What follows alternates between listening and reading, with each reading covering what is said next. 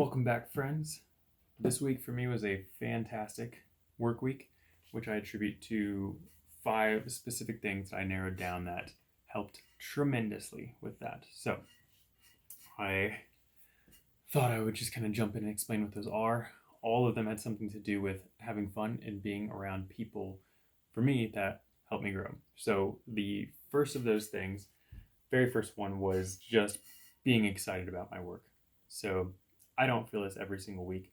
This week in specific, having a bigger focus on YouTube and social media and refining that process has been creative and fun. It's been an edutainment process for me, something I have loved a lot. And it's been a enormous reminder for me that any work that I do will be just so much better and will fly by if I'm loving it and having fun and making it playful. So, two primary days a week right now can be devoted to this type of work for me, all things social media and online presence. Those are Thursdays and Fridays.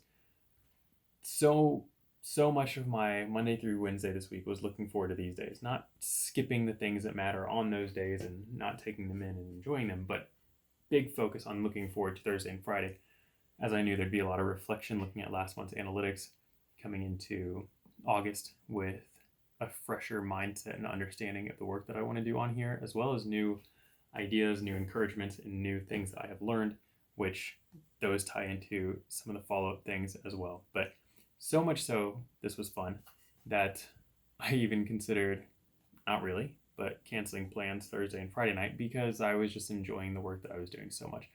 And I loved the people that I spent time with yesterday, person that I spent time with. I'm looking forward to tonight, being Friday, for what that has in store. But I could have absolutely worked longer yesterday and today, and I attribute that to just having fun with the work that I'm doing, and it's exciting and it's educational in a fun way. So I would say if you aren't doing what you love, try to find what you love to do and do it.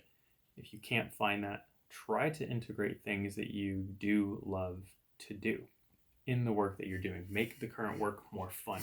And that's true of anything that you're trying to do that you would put in the category of work or professional endeavors or business.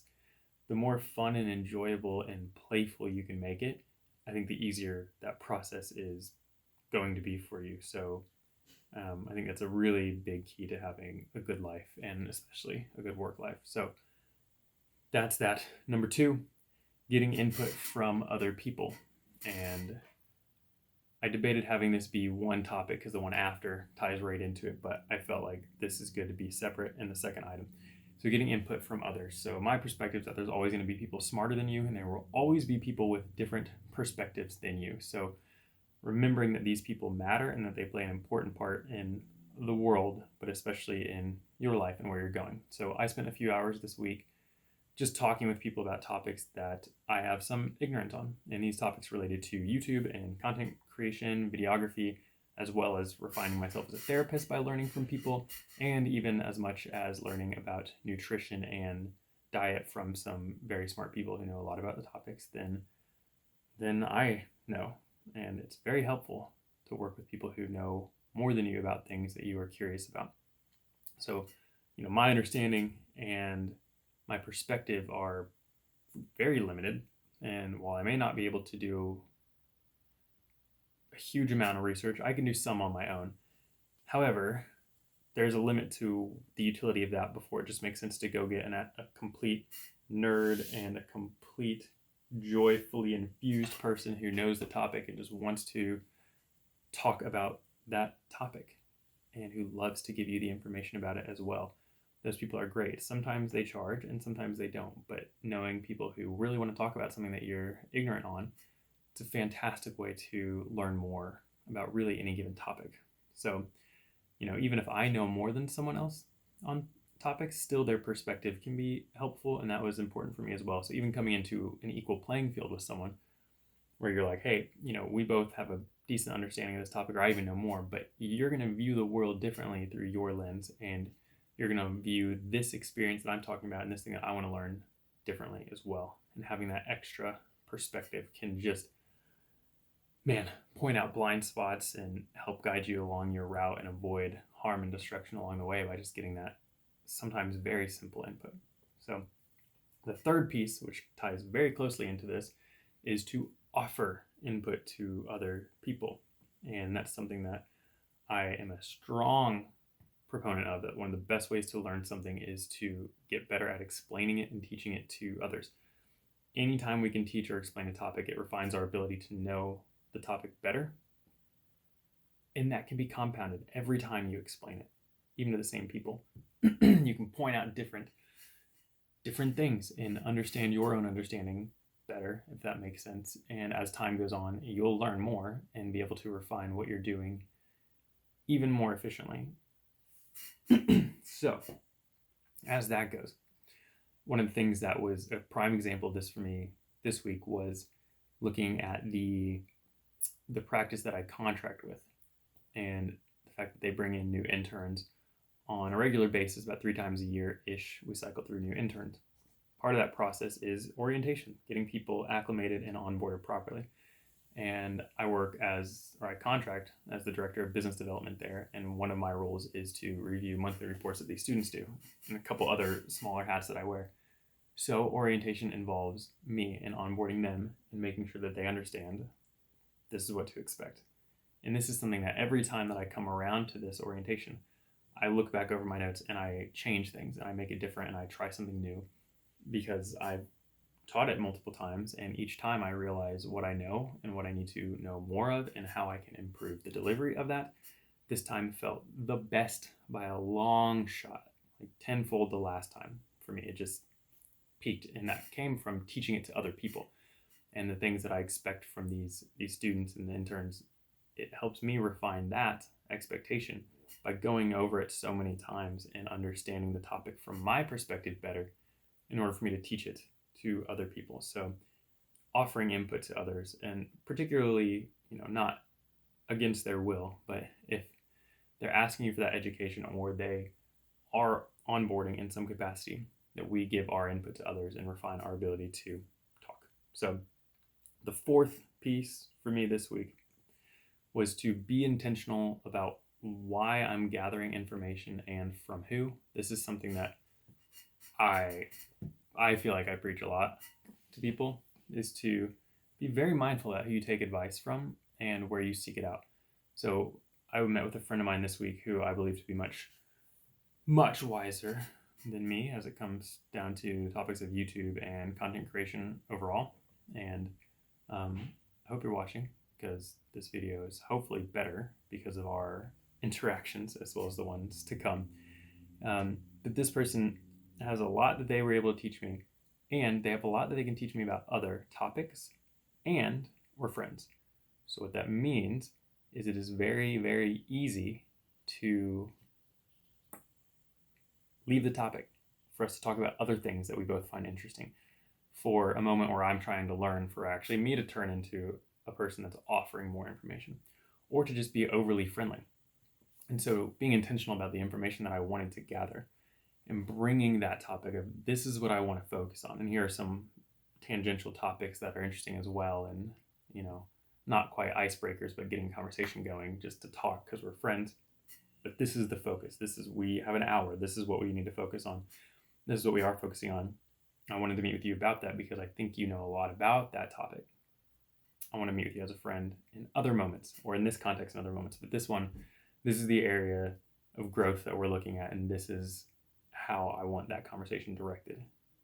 And that's my mindset for gathering information a lot, is what do I want to learn?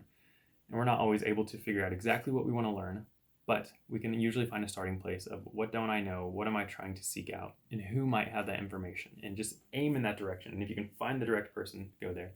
If it's a wide swath and you're like, I don't know, then this amount of direction, if you look at life as a pie chart, this amount of direction is better than this amount. So you might be like, well, it's not this information. I don't know who to go to with this. Just start a direction towards someone. But the more acute that you can make that, the more focused in you can get when you're deciding, this is what I need to know, and I have found the person that I want to go to. This showed up again another time this week with meeting with the person who runs the group practice that I contract with. Is we, again, have lots of topics we can talk about, and we are friends, and we enjoy each other. So that means a meeting, for it to be successful in terms of business focused and hitting topics that need addressed, it has to have a goal. And sometimes that goal is defined as we go. But having a very clear line of sight, which we did this week, it was, the majority of that hour was spent on a very focused topic with a little bit of side notes here and there. And that benefited the hour quite well and gave us both really good direction to go. And that's just a huge, huge encouragement that I want to offer anyone listening is just be mindful of who you go to. And the thing that comes to my mind is I wouldn't go to any of my non-musical friends to learn about music and to refine my ability to understand music as a musician. I would want to go to the musicians that I know. And if I don't have friends that are musicians, I'd still want to go to a musician, even if we aren't friends. And that's, to me, about finding someone who's an expert. And that might be a YouTube video or a book. Sometimes it's not a person, but just know what you want to learn and go towards that source, what you want to learn and who's going to teach it to you. The fifth and final thing is to just stay connected with people. And I think this is great for sustaining personal life as well as business life, especially if you believe in word of mouth and referrals and people sending people your way because they value you as a person as well as the product. I think they often go hand in hand, especially in an industry like mine, which is therapy as well as coaching and consulting. The majority of the work that I'm doing is me as the product. So my face matters a lot to the product, and people enjoying being around me is important to that. If people don't like me, then they're not going to want to work with me because they're purchasing my time, not a physical thing that I offer that they can take home. My product is me. So this might speak more to certain industries than others, but at the end of the day, I do think relationships are hands down important regardless of the work that you're doing. So staying connected to people is very important. So this week I spent a lot of time reconnecting with people and wound up being very happy that I did. I had just a very strong attack of reach out to people you care about and follow up with people. There's a lot of people, friends, colleagues, family that I haven't kept up on, and I made a choice to reach out to a bunch of them over the course of a couple of days instead of staggering it over multiple weeks like I was tempted to. So it did fill my time with a lot of texts and a lot of time with people, and this included reaching out to old clients and partners and people I've worked with and just seeing how they're doing and checking in. And a lot of my messages were just very simple with people just checking in on them or checking in on very specific things that I knew that they were going through or working on. And it is because I care about them, and the responses are always so fascinating for me when I do these big moments of reaching out to people. Anywhere from no response to, no response, brief response, detailed response, as far as now being in the process currently of making plans with people to meet up and catch up.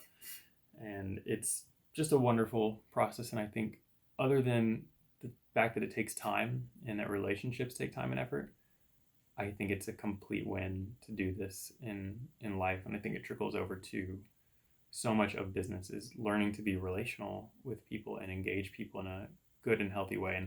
And for me, I really believe that 9 times out of 10, it makes someone's day better just to know that they were thought about and that you reached out to them. Even if there's not a response, or even if there's a lukewarm response, my experience has been people lend tremendously towards the side of the spectrum of being grateful that you chose to connect with them. So these give me energy. Those are the 5 things. So in review, the 5 things that made a big difference on my work week this week were just getting excited about the work that I'm doing, getting input from others, offering input from others, being intentional about why I'm gathering info and from who. And 5th, staying connected with people. So I hope you found this video helpful. If you did, feel free to like, subscribe, chat me up in the comments.